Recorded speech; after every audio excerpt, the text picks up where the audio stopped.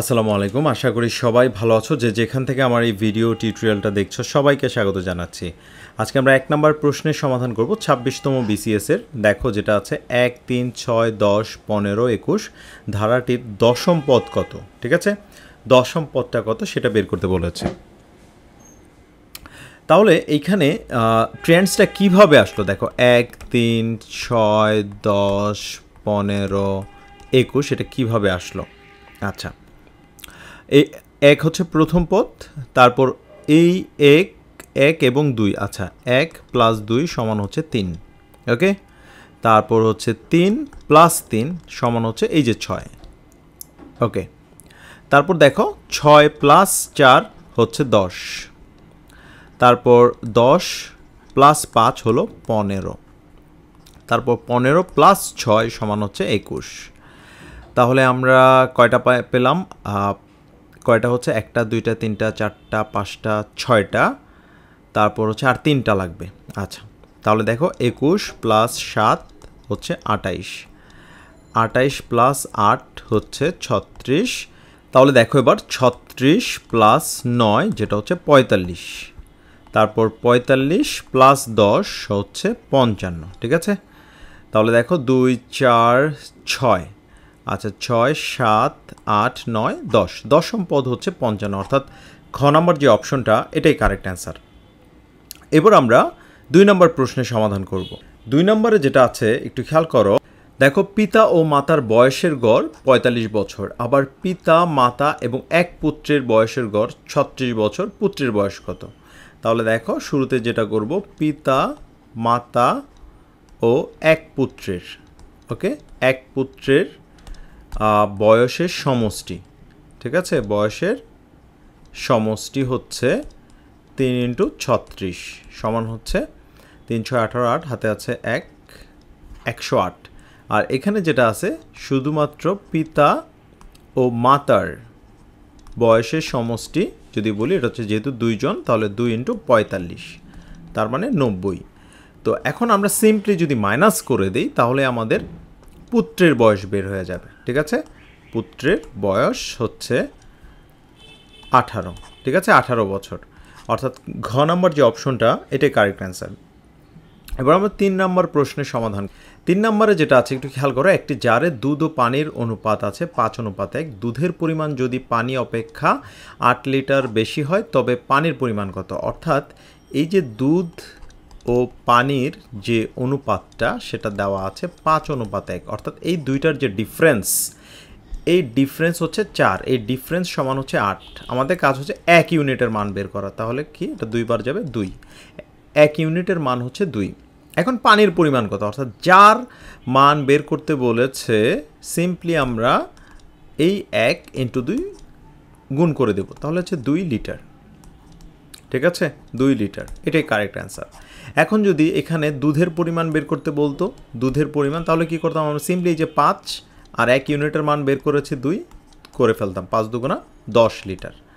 দেখো এই দুইটার যে ডিফারেন্স, এই যে ডিফারেন্স কিন্তু ৮ লিটার। ঠিক আছে, ৮ লিটার আমাদের হয়ে গেল। সো কনসেপচুয়ালি আমরা বোঝার চেষ্টা করব, তাহলে ম্যাথ একদম ইজি।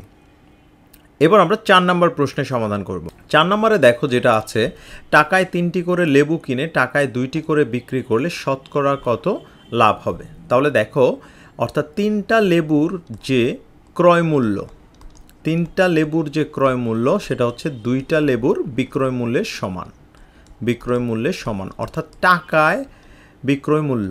আচ্ছা, বলেছে যে টাকায় ৩টি করে লেবু, অর্থাৎ ৩টা লেবুর যে ক্রয় মূল্য ২টা লেবুর বিক্রয় মূল্য সেম, সেজন্য এর যেহেতু আমরা জানি যে এর সমান হচ্ছে ইনটু, তাহলে সেজন্য আমরা লিখে ফেললাম ৩ ইন্টু ক্রয় মূল্য। এখান থেকে আমরা যেটা করব, এই যে দেখো ক্রয় মূল্য আর উভয় পক্ষকে আমরা বিক্রয় মূল্য দ্বারা যদি ভাগ করে দেই তাহলে কী হবে? বিক্রয় মূল্য, তাহলে ২ ভাগ হচ্ছে ৩। তাহলে আমরা দেখতে পাচ্ছি এখানে লাভ হয়েছে, তাহলে লাভের যে হার, লাভের পার্সেন্টেজ কত?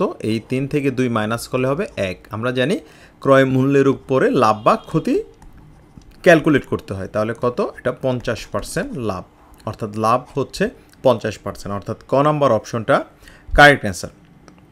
এবার আমরা ৫ নম্বর প্রশ্নের সমাধান। ৫ নম্বরে যেটা আছে একটু খেয়াল করো, ঐকিক নিয়ম থেকে আসছে 12 জন শ্রমিক 3 দিনে 720 টাকা আয় করে, তবে 9 জন শ্রমিক সমপরিমাণ টাকা আয় করবে কত দিনে? তাহলে সমপরিমাণ টাকাটা আয় করবে কত দিনে? দেখো এই 720 যেহেতু সমপরিমাণ টাকা, সো এটাকে কাউন্টে, এটাকে আমলে আনার কোনো দরকার নেই, ঠিক আছে? আমলে আনার দরকার নেই। তাহলে আমরা করতে পারি এইভাবে, দেখো 12 জনে আয় করে 3 দিনে, ঠিক আছে? 3 দিনে। আচ্ছা, এখন একজনে যদি করে তাহলে কি হবে? তাহলে সময় অবশ্যই বেশি লাগবে। একজনে যদি আয় করে তাহলে এই 3 দিন না, সময় বেশি লাগবে, আর বেশি লাগলে যেটা কী করতে হবে? গুণ করতে হবে। আচ্ছা, এখন কি শ্রমিকের সংখ্যা আমি বাড়াই দিলাম, 9 জনে যখন কাজ করবে তখন সময় কম লাগবে, তখন ভাগ, ঠিক আছে? তখন ভাগ। সো এই জিনিসগুলো উল্টাপাল্টা করা যাবে না, তাহলেই কিন্তু অঙ্ক মিলবে না। তাহলে 4 দিন সময় লাগবে, ঠিক আছে? 4 দিন সময় লাগবে। সো এই অঙ্কটা আমরা এমডিএইচ মেথডে করতে পারি।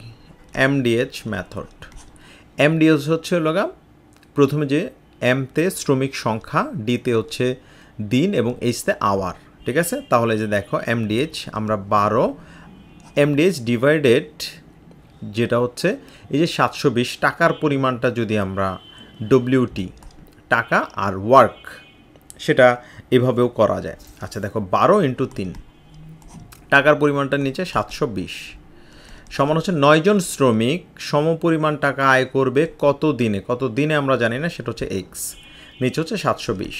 তাহলে দেখো এক লাইনে অঙ্কের সমাধান, এই 720 এই 720 কাটা, উভয় পক্ষকে 3 দ্বারা ভাগ করলে যেটা এই 3 3 কাটা, আবার উভয় পক্ষকে 3 দ্বারা কাটলে এটা হচ্ছে 4 বার যাবে। তাহলে হয়ে গেল এক্স সমান হলো 4 দিনে, অর্থাৎ খ নাম্বার যে অপশনটা এটাই কারেক্ট অ্যান্সার। এবার আমরা 6 নম্বর প্রশ্নের সমাধান করব। 6 নম্বরে দেখো যেটা আছে, লঞ্চ ও স্রোতের গতিবেগ যথাক্রমে 18 কিলোমিটার ও 6 কিলোমিটার, নদীপথে 48 কিলোমিটার অতিক্রম করে পুনরায় ফিরে আসতে সময় লাগবে কত? তাহলে আমরা একটা বিষয় জানি, সময় সমান হচ্ছে যখন দূরত্বকে আমরা গতিবেগ দ্বারা ভাগ করব, ঠিক আছে? ওকে, যখন গিয়েছিল অনুকূলে গিয়েছিল, অনুকূলে গিয়েছিল, যখন ফিরে এসেছে প্রতিকূলে ফিরে এসেছে, প্রতিকূল গতিতে ফিরে এসেছে। তাহলে খেয়াল করো, অনুকূল গতি আমরা স্রোতের যে গতিটা 18, লঞ্চের গতি স্থির পানির গতি, এবং 6 হলো স্রোতের গতি, স্রোতের গতি আমরা যোগ করব, তাহলে এটা হলো কত? 24। আর প্রতিকূল গতি বের করতে হয় কিভাবে? এই যে লঞ্চ মানে স্থির পানির গতি থেকে যখন এই যে স্রোতের গতি মাইনাস করা হয় তখন প্রতিকূল গতি বের হয়ে যায়, সেটা হচ্ছে 12। তাহলে আমরা প্রশ্ন মতে আমরা এভাবে করতে পারি যে, খেয়াল করো, সময় হচ্ছে দূরত্ব ডিভাইডেড গতিবেগ, অর্থাৎ দূরত্ব কতটুকু? দূরত্ব হচ্ছে 48 কিলোমিটার, অর্থাৎ গিয়েছিল 48 কিলোমিটার গিয়েছিল দূরত্ব, আর গতিবেগ হচ্ছে যখন অনুকূলে গিয়েছিল তখন আমরা অনুকূল গতি দ্বারা ভাগ করব। এই হচ্ছে যাওয়ার সময়, আর আসার সময় কি হয়েছিল? সেম ডিস্টেন্স এসেছিল 48, তখন কি এই প্রতিকূল গতিবেগ দ্বারা ভাগ করব, ভাগ 12। তাহলে হয়ে গেল, এটা হচ্ছে 2 বার, এটা হচ্ছে 4 বার, তাহলে 4 আর 2 হচ্ছে 6 ঘন্টা, ঠিক আছে? 6 ঘন্টা, অর্থাৎ আসা যাওয়া 6 ঘন্টা সময় লাগবে, আসা যাওয়া 6 ঘন্টা সময় লাগবে। তো এবার আমরা 7 নাম্বার প্রশ্নের সমাধান করব। 7 নম্বরে যেটা আছে দেখো, কোনো সংখ্যার হাফ অংশের সাথে 6 যোগ করলে সংখ্যাটির 3/2 অংশ হবে, সংখ্যাটি কত? তাহলে সেই সংখ্যাটা আমরা ধরে নিচ্ছি সংখ্যাটি হচ্ছে এক্স। তাহলে দেখো সংখ্যাটা মানে x/2 এই অংশের সঙ্গে যখন 6 যোগ করা হয় সেই সংখ্যাটা এই যে 2x/3 হবে, ঠিক আছে? সেই সংখ্যার 2x/3। তাহলে দেখো আমরা এখান থেকে x এর মানটা বের করলেই অঙ্কটা হয়ে যাবে -6। তাহলে 3 দুগুণা 6, 3x - 4x সমান হচ্ছে -6। তাহলে এটা হচ্ছে x সমান হচ্ছে -36। তাহলে হয়ে গেল আমাদের x সমান হচ্ছে 36, অর্থাৎ এটার অ্যান্সারটা হলো গ নাম্বার যে অপশনটা, এটাই কারেক্ট অ্যান্সার। এবার আমরা 8 নাম্বার প্রশ্নের সমাধান করব। 8 নম্বরে যেটা আছে খেয়াল করো, 43 থেকে 60-এর মধ্যে মৌলিক সংখ্যা কতগুলো? 43 থেকে 60-এর মধ্যে। আচ্ছা দেখো 43 থেকে 60-এর মধ্যে মৌলিক সংখ্যা, তাহলে কি কি আছে? 43-এর পরে যেটা আছে 47 আছে, তারপর হচ্ছে 53 আছে, তারপর 59 আছে, ঠিক আছে। 43, 47, 53, 43 থেকে 60-এর মধ্যে মৌলিক সংখ্যা কয়টা? তাহলে দেখো যদি ইনক্লুসিভ হয়, বোথ ইনক্লুসিভ, যেটা হচ্ছে 43 থেকে 60-এর মধ্যে মৌলিক সংখ্যা, এখানে আসলে অ্যাকচুয়ালি 43 থেকে 60-এর মধ্যে মৌলিক সংখ্যাটা শুধুমাত্র আমরা দেখতে পাচ্ছি এই যে 47, 53 এবং 59, অর্থাৎ 3টা। ওকে, 3টা, অর্থাৎ এটার অ্যান্সারটা হলো এই যে খ নাম্বার যে অপশনটা, এটাই কারেক্ট অ্যান্সার। কিন্তু ব্যাপারটা যদি এরকম হতো যে দুইটা ইনক্লুসিভ, বোথ আর ইনক্লুসিভ, মানে 43 এবং 60, সেই ক্ষেত্রে আমরা এটা করতে পারতাম, যেটা হলো 4 হতো অ্যান্সার। ওকে, তো এই জন্য 47, 53 এবং 59 এটাই হচ্ছে আমাদের অ্যান্সার। এবার আমরা 9 নম্বর প্রশ্নের সমাধান করব। 9 নম্বরে যেটা আছে একটু খেয়াল করো, যদি পি একটি মৌলিক সংখ্যা হয় তবে রুট পি সমান কত? তাহলে এক্ষেত্রে খুবই ইম্পর্টেন্ট, পি একটি মৌলিক সংখ্যা বলেছে, পি সংখ্যাটা স্বাভাবিক, পূর্ণ ও মূলদ সংখ্যা। ওকে, তো পূর্ণবর্গ নয় এমন স্বাভাবিক সংখ্যার বর্গমূল করলে সেটি অমূলদ হবে, ঠিক আছে।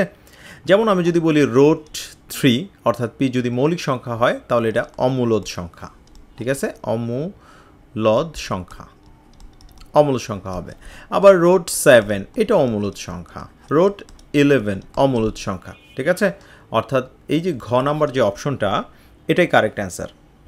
এবার আমরা 10 নম্বর প্রশ্নের সমাধান। 10 নম্বরে যেটা আছে একটু খেয়াল করো, root 3 into root 5 to the power 4 এর মান কত? Root 3 into root 5 to the power 4। তাহলে খেয়াল করো, যেটা হচ্ছে আমরা যেটা করব, এই রুট 3 এর উপরেও 4 আর রুট 5 এর উপরেও 4, এটাকে ভাঙালে 3 রুট ওভার হাফ ইন্টু 4, তারপর হচ্ছে 5 হাফ ইন্টু 4, 2 বার, এটা হচ্ছে 2 বার। তাহলে 3 3 9, 5 5 25।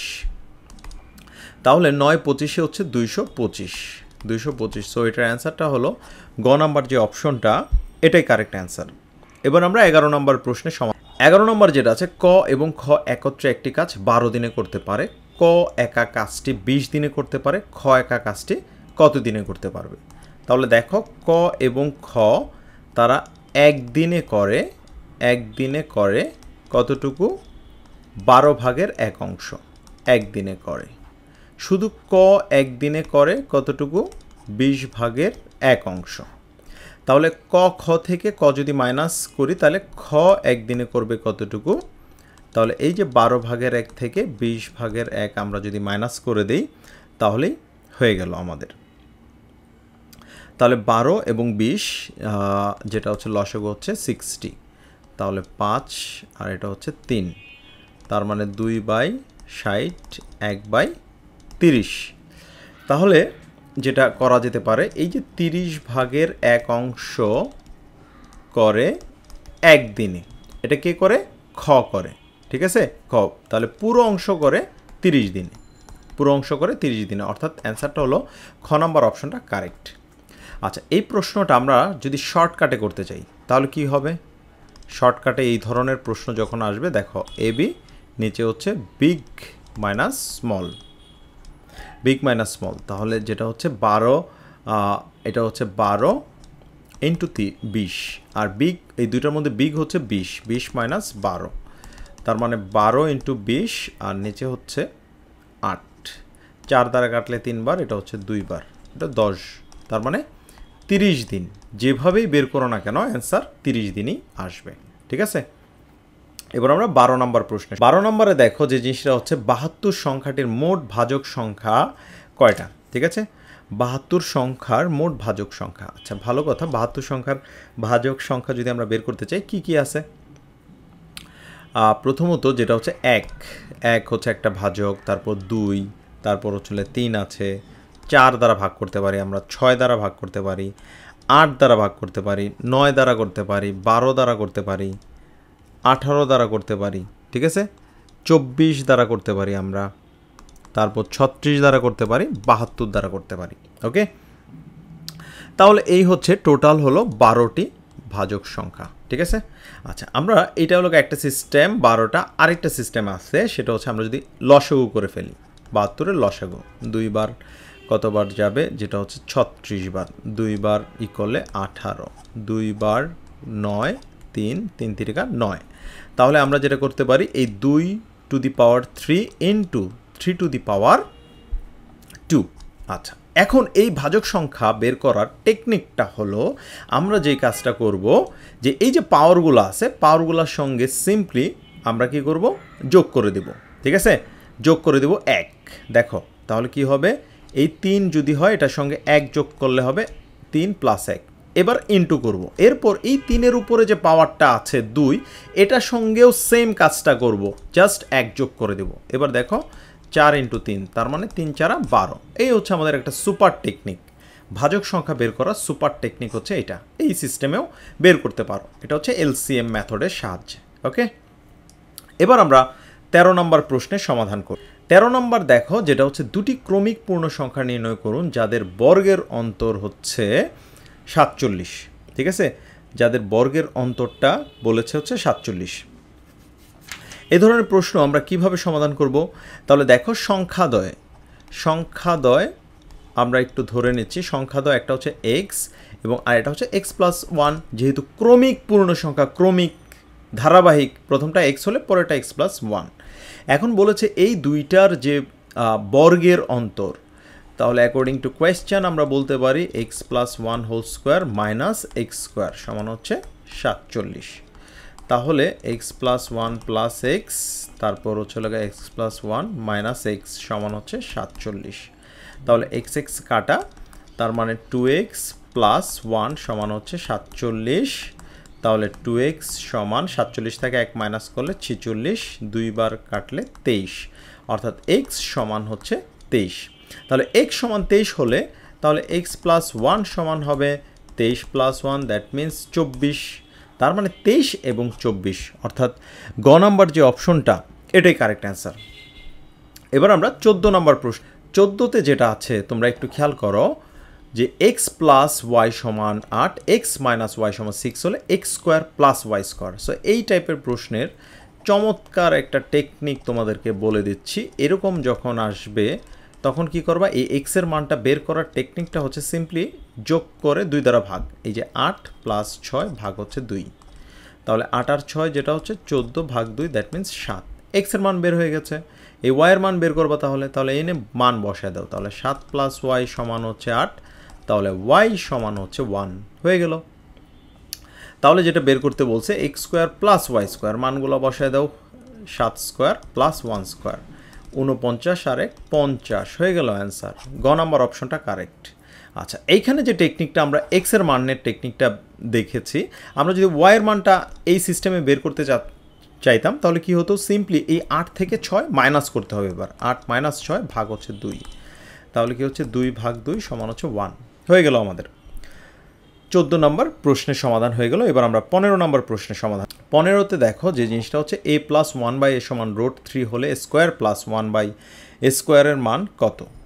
তাহলে দেখো a square plus 1 by a square সমান হচ্ছে a plus 1 by a whole square minus 2a 1 by a। এটা হয়ে গেল। তাহলে এটার মানটা আমরা বসায় দিই, রুট 3 স্কোয়ার মাইনাস 2, তার মানে 3 মাইনাস 2 সেটা হচ্ছে 1, অর্থাৎ ঘ নাম্বার যে অপশনটা এটাই কারেক্ট অ্যান্সার। এবার আমরা 16 নম্বর প্রশ্নের সমাধান। 16 নম্বরে যে জিনিসটা আছে, একটি বর্গক্ষেত্রের বাহুর দৈর্ঘ্য 8 ফুট হলে ওই বর্গক্ষেত্রের কর্ণের উপর অঙ্কিত বর্গক্ষেত্রের ক্ষেত্রফল কত? তাহলে দেখো, বর্গক্ষেত্রের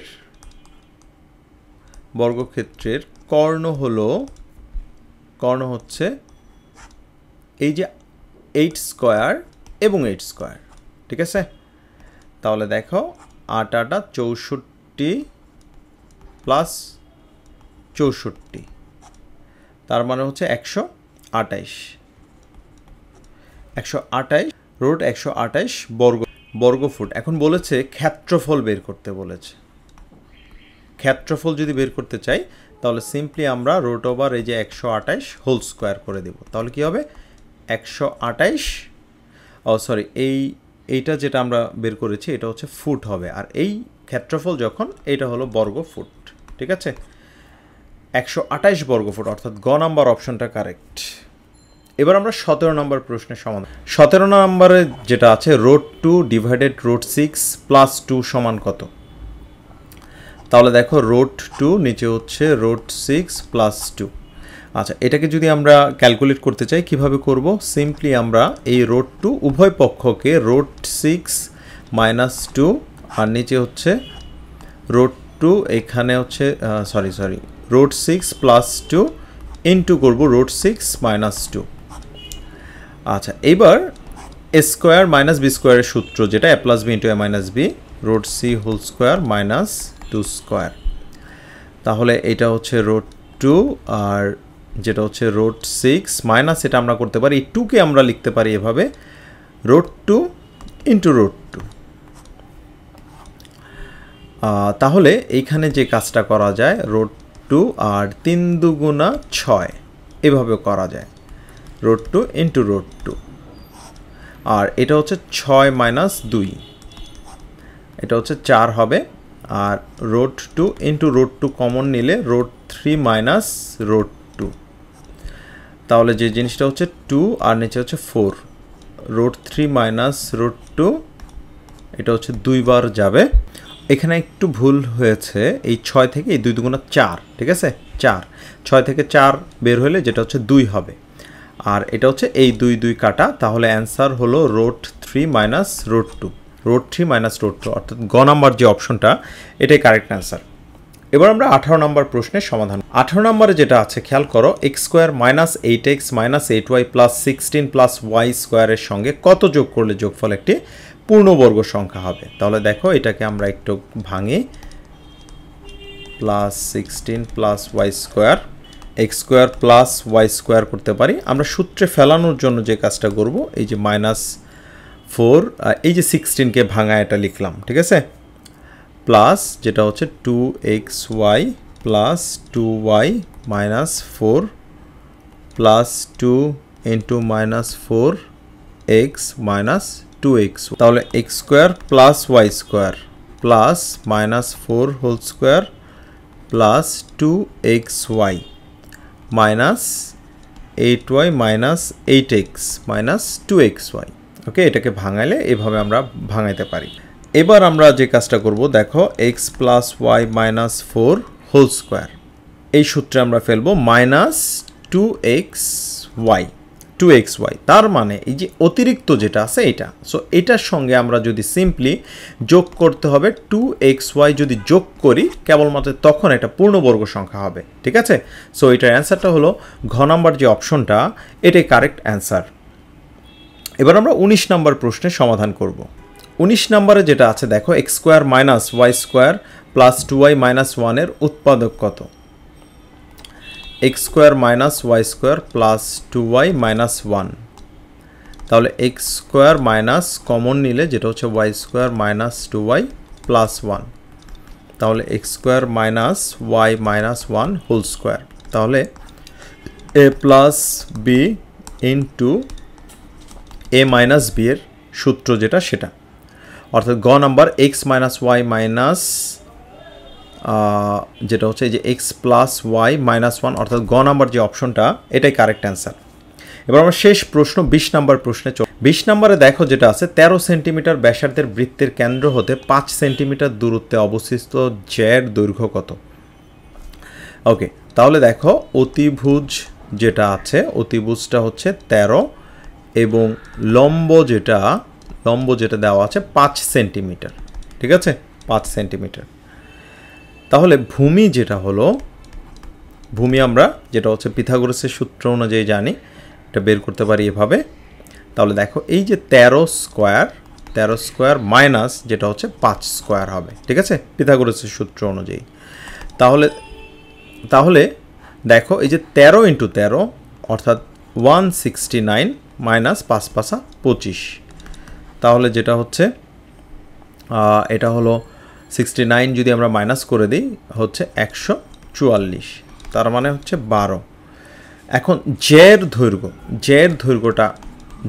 এর দৈর্ঘ্যটা হবে 12 প্লাস 12, তার মানে 24 সেন্টিমিটার, ঠিক আছে, 24 সেন্টিমিটার, অর্থাৎ ক নাম্বার যে অপশনটা এটাই কারেক্ট অ্যান্সার। তো আমরা নেক্সট ভিডিও টিউটোরিয়ালে আরও বেশ কয়েকটা প্রশ্ন নিয়ে হাজির হচ্ছি। আসসালামু আলাইকুম।